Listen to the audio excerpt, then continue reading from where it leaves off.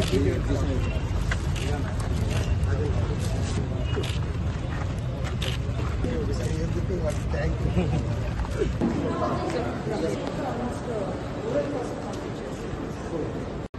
Commission గౌరవ chairperson గారు శ్రీ ముసాని వెంకటేశ్వరరావు గారు చేయడం జరిగింది. వారికి ముందుగా స్వాగతం పలుకుతున్నాను.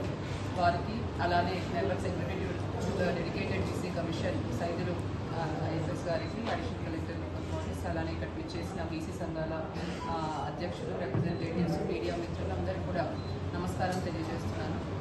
నేడు స్థానిక సంస్థలకు సంబంధించి వెనుకబడిన తరగతుల యొక్క రిజర్వేషన్ అనే అంశం మీద వివిధ సంఘాల అధ్యక్షులు, రిప్రజెంటేటివ్స్తో చర్చించడానికి నేడు డెడికేటెడ్ బీసీ కమిషన్ మన జిల్లాకు వచ్చారు. ఉమ్మడి మెదక్ జిల్లా, మెదక్, సిద్దిపేట మరియు సంగారెడ్డి 3 జిల్లాలకు సంబంధించి కూడా బీసీ సంఘాల నాయకులు ఎవరైతే ఉన్నారో వారు వచ్చి వారి యొక్క అందరితో కూడా వారు చెప్పాలనుకున్నవన్నీ కూడా కమిషన్కి తెలియజేసిన తర్వాత రిప్రజెంటేషన్స్ ఇచ్చిన తర్వాత కమిషనర్ మీ అందరికీ కూడా బ్రీఫింగ్ అనేది చేయడం జరుగుతుంది. సో ముందుగా 1 by 1 వచ్చేసి ఎవరైతే రిజిస్ట్రేషన్ చేసుకొని ఉన్నారో వారిని రిప్రజెంటేషన్స్ సార్ ముందు ఉంచగలని కోరుతున్నాను.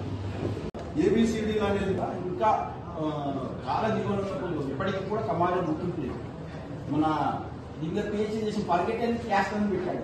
అంటే అది గుర్తింపు లేని బ్యాక్వర్డ్ క్యాస్ట్ అంటే అది నాకు స్వాతంత్రం రాకముందు చదివి ఉన్నది, స్వాతంత్రం వచ్చినాక అదే ఉన్నది.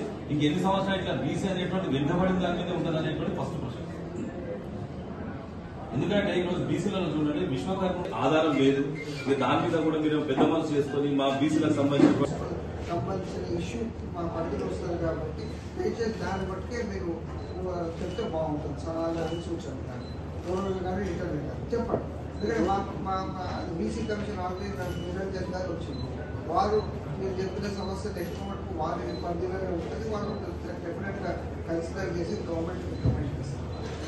అంటే మఠం వాళ్ళది కానీ, నాయ బ్రాహ్మణులది కానీ, గ్రామాల్లో కానీ, మండలంలో కానీ మెజారిటీ తక్కువ ఉంటుంది సార్. ఇప్పుడు మీరు రిజర్వేషన్ ప్రకారం అంటే కనుక మీరు అట్లా పోతే కనుక మాకు ఎక్కడ అంటే భవిష్యత్తులో కూడా మాకు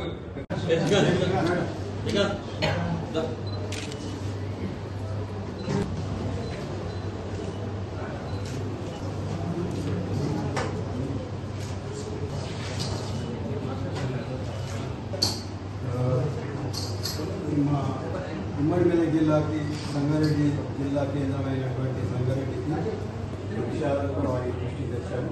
ఇది స్పెషల్గా స్థానిక సంస్థలు అలాగే రిజర్వేషన్ ఇవ్వడానికి కోసం మొదటగా